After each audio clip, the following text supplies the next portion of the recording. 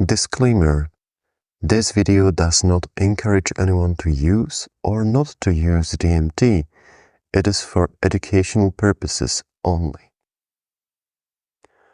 So, hello everyone.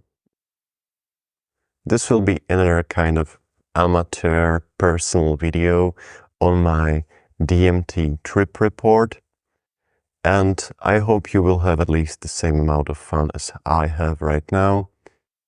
The reason why am I recording this is because a lot of people ask me about this experience, what I have witnessed, how was it? Was it amazing? Was it this? Was it that? And I think it would be better to record this on camera. First of all, I have to say a really big sorry about my voice because it's like this. It's definitely not the best voice I've ever had. And let's dive into it. I have a couple of notes here that I want to relate to in order to prevent myself from skipping the topics too much. At least I know that it is impossible to completely eliminate it. But let's start.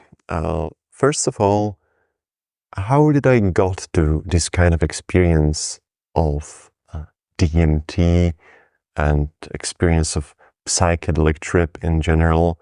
Why have I chosen to do it? Or I don't know, maybe you have questions like that. But the fact is that I have a lot of experience with a huge variety of psychedelic drugs.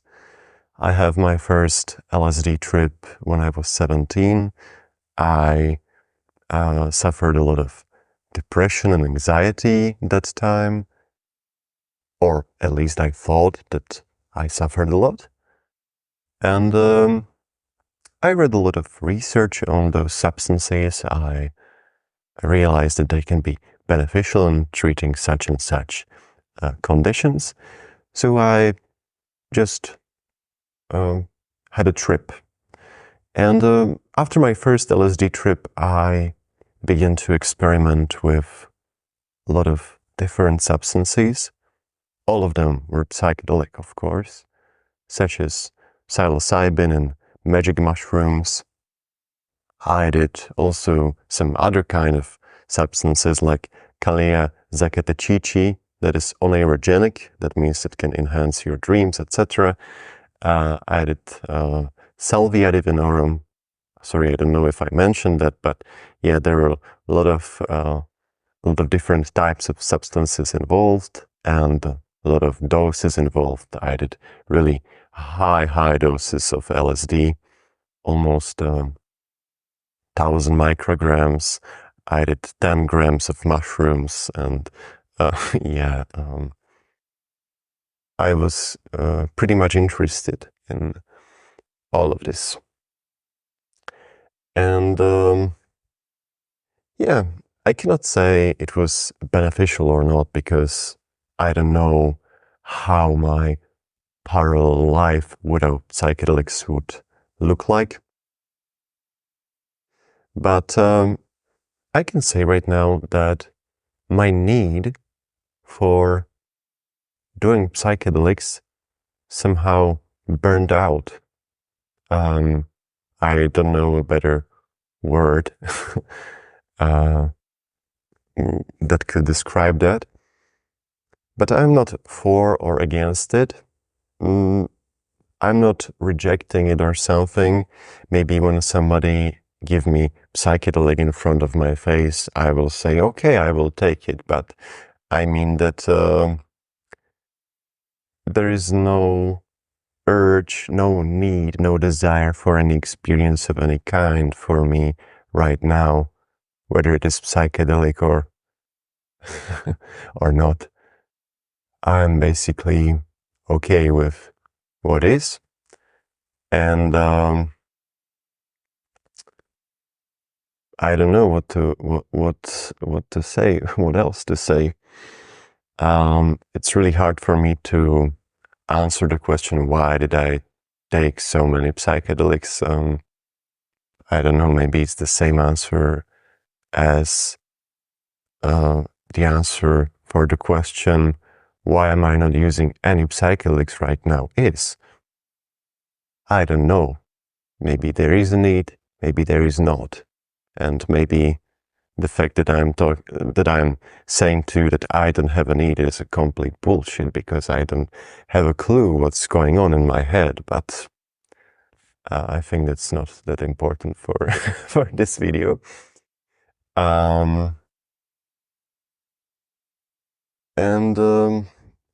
Well, I don't want to go into a lot of bullshit about this metaphysics. I just want to share my experience with you.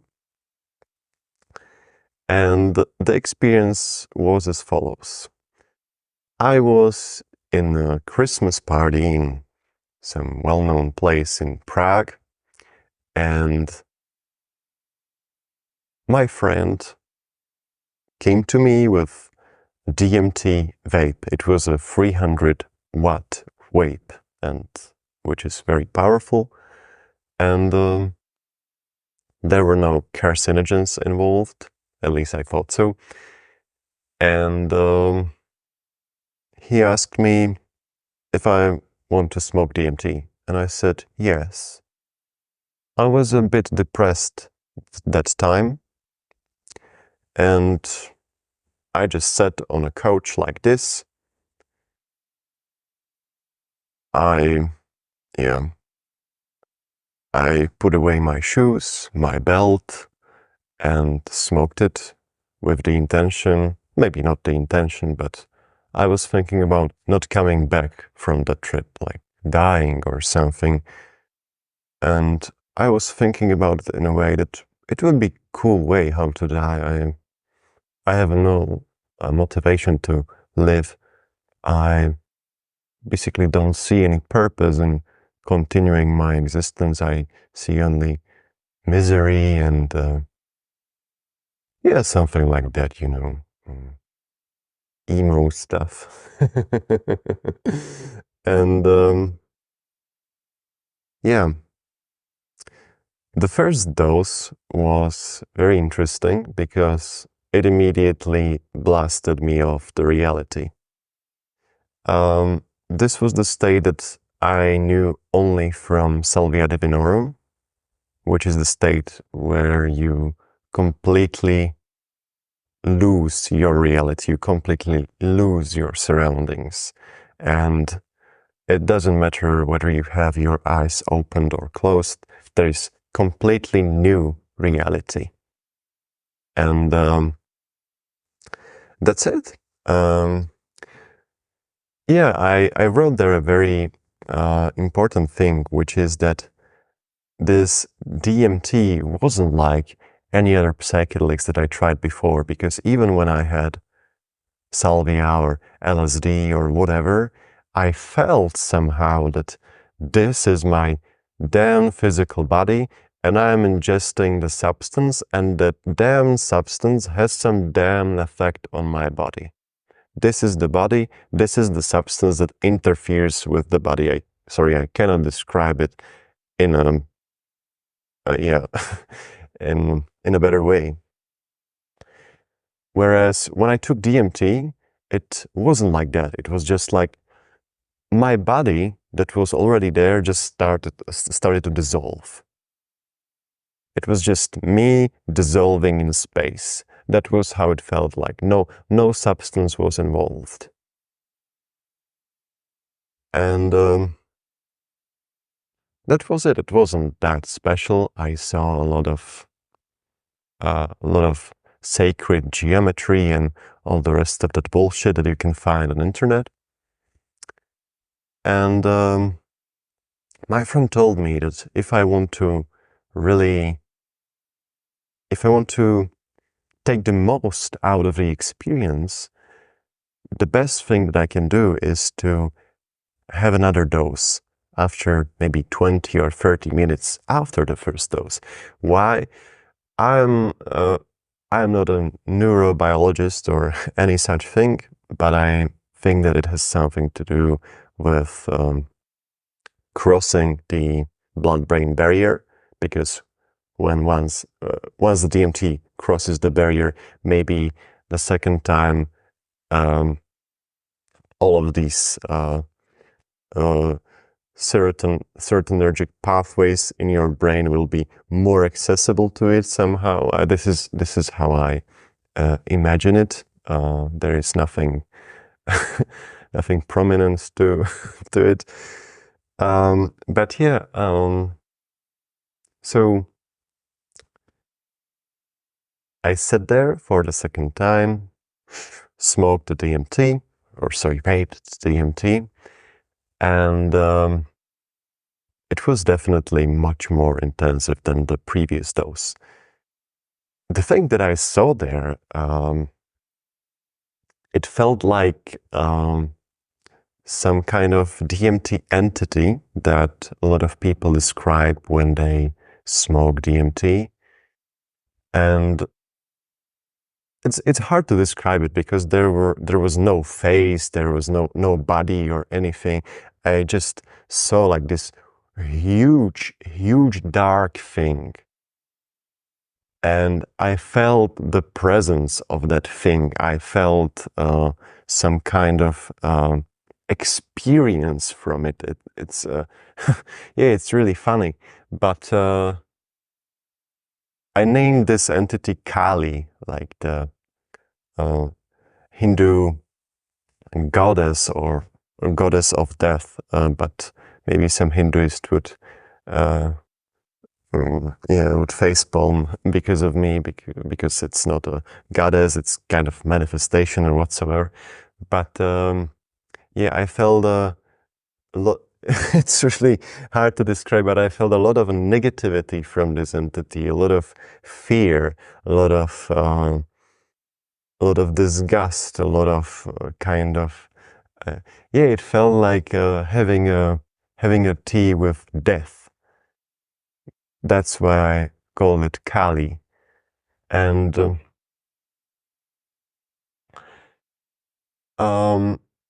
I wasn't scared at all from this. Well, I wasn't even laughing at it. I was maybe the best way how to say it is that I was a bit cynical. I was like, oh, what a nice creature we have here, or something like that. And it was like, yeah, it was very, very bizarre. It was a huge thing that was present in all of the universe. And yeah, I felt like the center of the universe, like Joe Rogan said. That's that's the feeling that you can have from DMT experience. And then I felt a kind of surrender to it.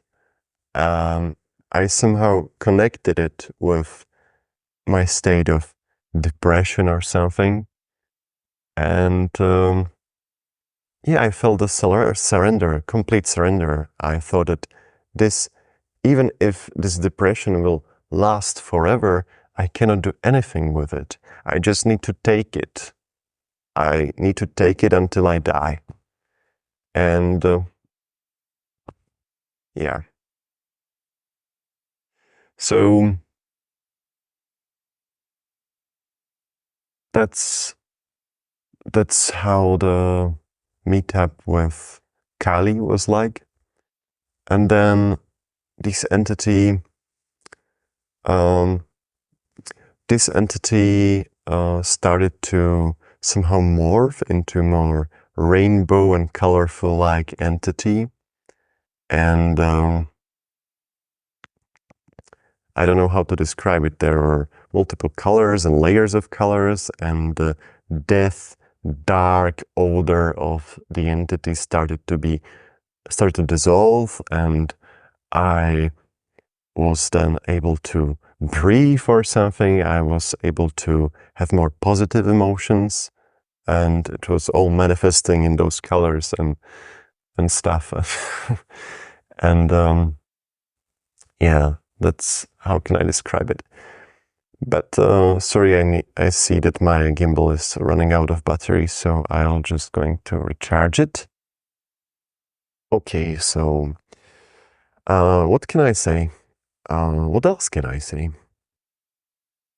I think, yeah, my friend played me some shamanic music to the trip, and he didn't use ad-free new pipe or any such thing. He used YouTube, and there was a commercial, and I I remember the sound of the commercial during my DMT trip, and in fact, I was completely aware of my surroundings.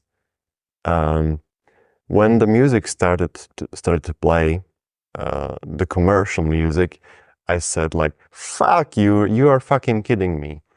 And I know that there is my friend, there is my buddy, and I heard my voice, but the feeling that I had from my voice was completely different to the sensation of hearing and perceiving my voice when we are here, when we are not under the influence of DMT.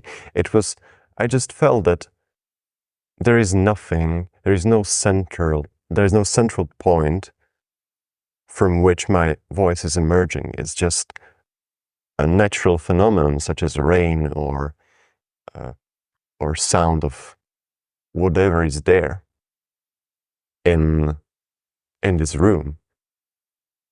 It felt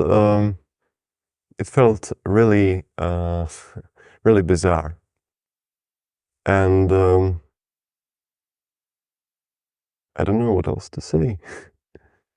I knew that there was a body. I knew that there were my friends. I knew everything about every single aspect of that room, but I just wasn't there. I was somewhere else. I was in this space, sacred geometry thing with all these entities, and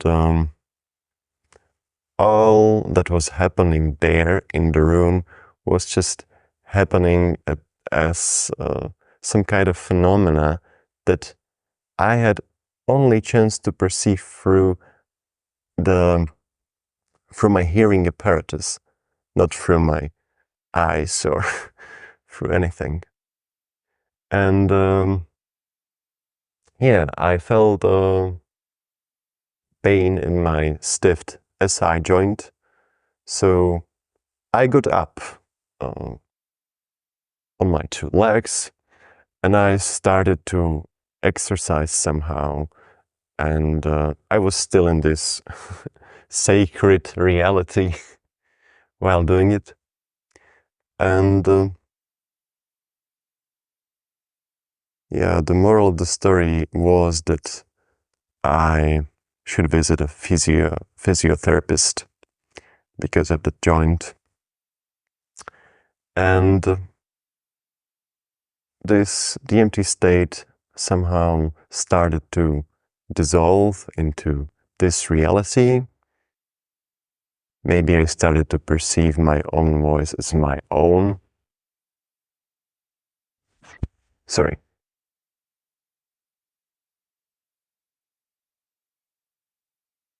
I thanked, I said thank you to my friend who offered me the DMT.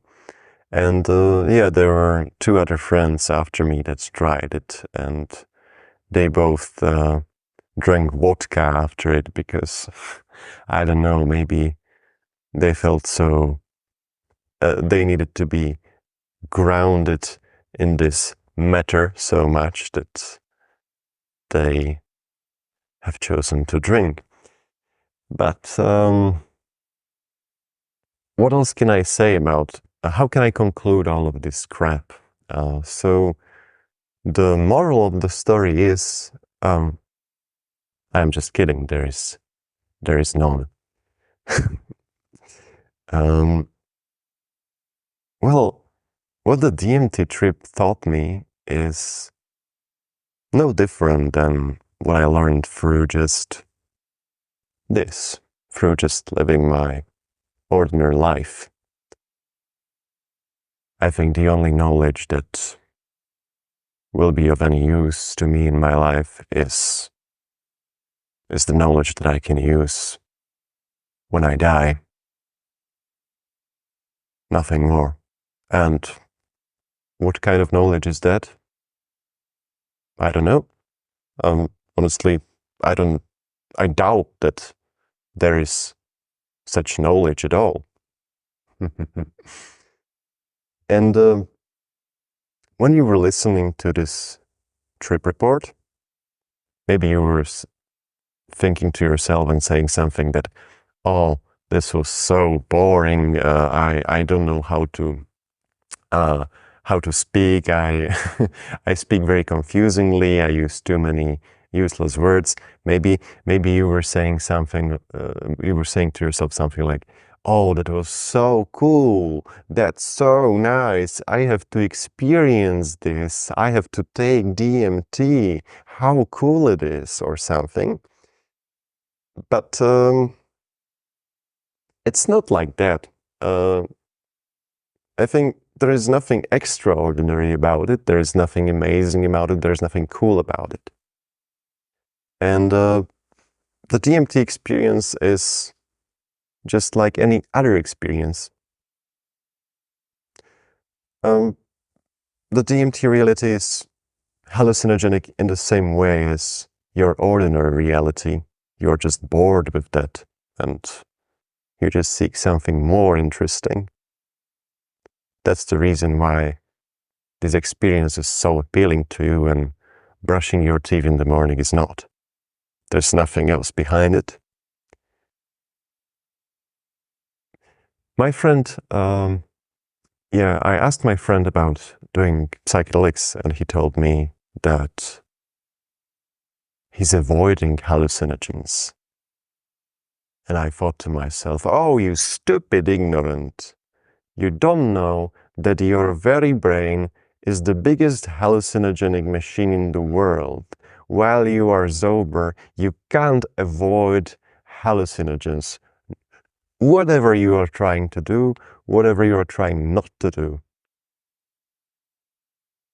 The trip of your sobriety is very strong, it is extremely delusional, extremely dangerous, and it will last until your last breath. That's what I thought to myself. So, what else can I say? I recommend, what do I recommend? I recommend not to get attracted by big things. I think that maybe it's sufficient to stay humble and go slowly. And that maybe you don't need to experience anything special, and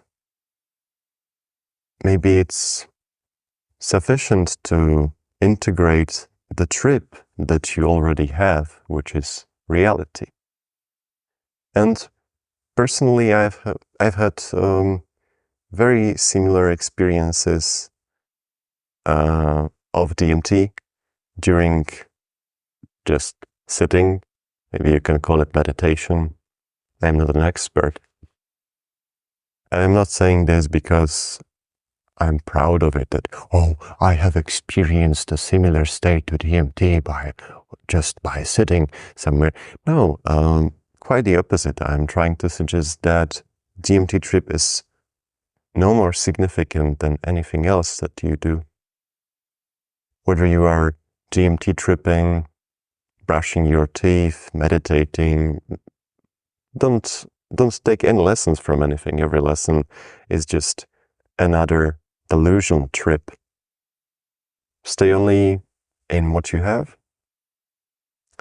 And that's the first step and the only step into whatever there is. And that is my last note, what I have here, and that what I want you to take. So I hope this video found you well, and goodbye and have a nice trip.